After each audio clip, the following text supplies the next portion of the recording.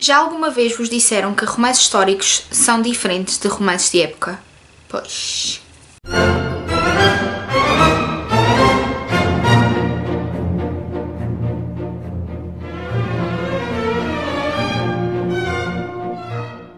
Muita gente costuma me perguntar porque é que eu falo em romances de época e porque é que eu falo em romances históricos como duas coisas diferentes no meu canal. É porque eles são diferentes, por isso optei por fazer este vídeo em que eu explico o que é um romance de época, depois mais para a frente se calhar faço o que é um romance histórico, com algumas recomendações que eu acho que são boas para começar neste género. Com o surgir do Bridgerton, da série, estou a ver as pessoas, e ainda bem, a quererem ler os livros da Julia Quinn. A verdade é que algumas pessoas acho que estão a ir para esses livros sem saber muito bem no que estão a meter. Longe de mim querer dizer que as pessoas não são indicadas para ler esses livros. Mas... as cadelas estão possuídas. Mas não nos podemos esquecer que uma série é normalmente diferente dos livros, apesar dos livros serem o fio condutor, porque na série eles tiveram de criar muito mais personagens secundárias. Cadelas possuídas. Preta. Diana. Agora que eu já amancei as feras que eu tenho cá em casa, eu já não me lembro onde é que eu ia. Pronto, estava a falar que a série Bridgerton trouxe mais pessoas para este género literário, mas acho que as pessoas têm de saber bem em que é que se estão a meter. Um romance de época, ou historical romance, ou romance de cordel, tem como foco o casal e não o cenário. E é o casal. O livro gira em torno do casal. Normalmente tem como cenário uma época histórica, mais comum é a regência, mas também já li da época vitoriana, mas o foco é o casal. Estes livros têm sempre um final feliz. O casal fica sempre junto, portanto aqui não há spoilers. A piada destes livros é descobrir como é que eles lá chegam. E o quão inventivos os escritores e escritoras podem ser para desenvolver esta parte. Esta é a parte gira da história. Os romances de época podem ter personagens reais, personagens que existiram na história, mas nunca como protagonistas. São sempre secundárias. Como eu vos disse, estes livros giram em torno dos protagonistas, da corte, da paixão, do romance que existe entre eles. Os bons livros, porque eu li um péssimo recentemente. Eles são os atores principais e nunca saem desse palco, e a história verdadeira nunca influencia muito a sua relação, nunca se torna principal, ao contrário dos romances históricos em que alguns eventos reais são considerados próprios protagonistas da história. E claro que a maior parte destes livros traz o tema da sexualidade, porque as pessoas que se gostam fazem sexo, a maior parte delas. Uns são mais eróticos que outros, mas a essência é o casal. Existem alguns livros que é muito difícil discernir se são romances históricos ou romances de época, que ficam ali naquele limbo, mas a maior parte dos romances de época são verdadeiros romances de época. O que é que eu quero dizer com isto? São facilmente identificáveis. Eu tenho aqui 5 opções para quem quer começar a ler este género, 5 opções que estão traduzidas em português. Eu tenho muitos autores que tenho descoberto, particularmente em inglês, e que tenho gostado bastante, e com outros settings como a Guerra Civil Americana, o Western americano e mesmo na Itália. Eu acho que depois faço um vídeo a referir esses autores que eu acho que deviam ser traduzidos em Portugal, nomeadamente uma que eu estou a descobrir agora, que é a Alicia Cole. Outra coisa, se vocês querem ter muitas recomendações de livros de época, por favor espreitem o canal da Sandra, do 1000 Estrelas no Colo, porque ela lê imensos livros deste género e tem vários vídeos com opiniões sobre estes livros e sobre livros que estão editados em português, portanto é mais fácil para aqueles que querem ler em português romances de época. Eu, como leitora de romances de época, cresci, e acho que é normal todos nós crescermos. Eu agora procuro escritores que tragam um bocadinho de diferença aos livros, quer que seja pela cor dos protagonistas, pelo que as protagonistas são, nomeadamente procuro mulheres fortes e determinadas e que não se preocupam muito com a sua aparência.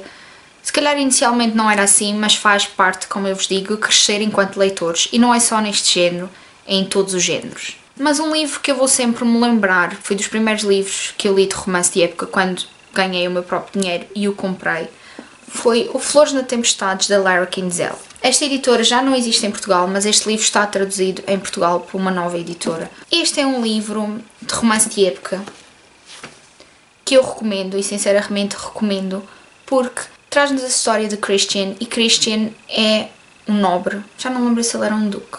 Ele era um aristocrata qualquer e era conhecido por ser um libertino até o dia em que sofre uma apoplexia. Tirando que os médicos e as pessoas daquela época não sabiam lidar com as sequelas da apoplexia, porque ele tinha dificuldade em falar e andar, eles fizeram o tratamento que sabiam na época, que era choques. E não é choques fofinhos como fazemos hoje em dia. Pronto, deixem-me explicar. A terapia de choques hoje em dia é uma terapia dirigida.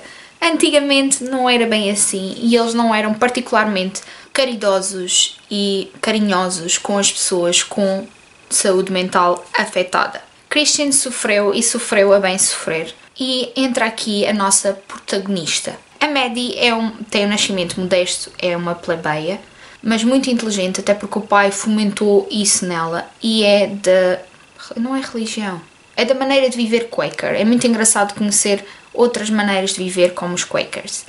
Maddie acaba por ficar presa a Christian. Tenho de ler este livro, agora que estou-me a lembrar disto.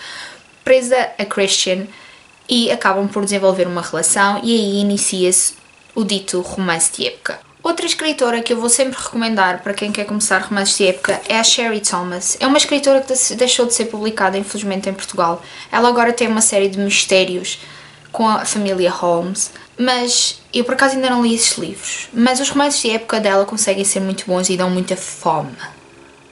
Particularmente o outro dela. Eu trago-vos aqui o amor mais que perfeito, o amor quase perfeito, que tem em comum com o livro anterior o facto de ter uma protagonista forte. Neste caso temos o trope de casaram-se porque eram apaixonados e eram jovens, mas depois acontece qualquer coisa e eles separam-se, um mal-entendido. Até se voltam a reunir anos mais tarde e percebem-se que a paixão ainda está lá e começam-se a conhecer como adultos e a apreciar um ao outro. Sei que li este livro num instante, adorei a personagem principal que se chamava Gigi, acho que é o sobrenome, é tipo um nome carinhoso. E este livro passa-se entre Inglaterra e Nova York. Os livros da Sherry Thomas são muito rebeldes, apesar de ainda serem muito românticos. E é isso que eu gosto nos livros dela. Uma das primeiras escritoras que eu comecei a ler em romance de época, quando comecei a receber, foi a Madeline Hunter. E este é o Regras de Sedução. Eu acho que tenho quase a certeza que este foi o primeiro livro que eu li dela. E esta é a história de Hayden e Alexia, que por um mal-entendido acabam por destruir a reputação da Alexia e eles são obrigados a casar. Pronto, isto é o trope de são obrigados a casar e depois descobrem-se ao longo do tempo. Já não me lembro sinceramente muito bem deste livro. Sei que gostei imenso e que achei extremamente romântico na altura. Já li isto há mais de 15 anos. Acho que é um bom livro e acho que a Madeline Miller é um bom livro para se começar em romance de época. E acho que a Madeline Miller tem imensos romances. Nunca mais li nada dela. Mas este sei que vai ficar sempre porque foi dos primeiros que eu li. Dos primeiros que eu li para um dos últimos que eu li, que é O Derrubar do Duque, de Evan Denmore. Este claramente é o meu mood agora para romances de época, que é uma protagonista forte, determinada, como é a Annabelle Archer. A Annabelle Archer é uma feminista assumida, foi das primeiras mulheres a entrar em Oxford e está a tentar revolucionar o mundo da Inglaterra vitoriana. Isto passa-se na vitoriana. Como inimiga ela vai ter o Duque de Montgomery. E aqui começa uma relação de inteligência, de medir de poderes, que se torna esta relação muito interessante de se ler.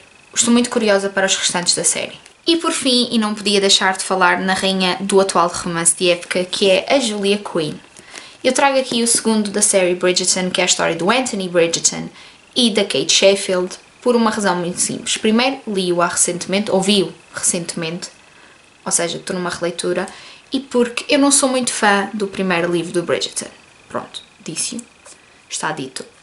Porque há lá uma cena que não me encaixou e sinceramente destruiu um bocado do gozo que eu estava a ler aquele livro, tanto que eu não o reli, porque eu já sabia que não ia gostar daquela cena.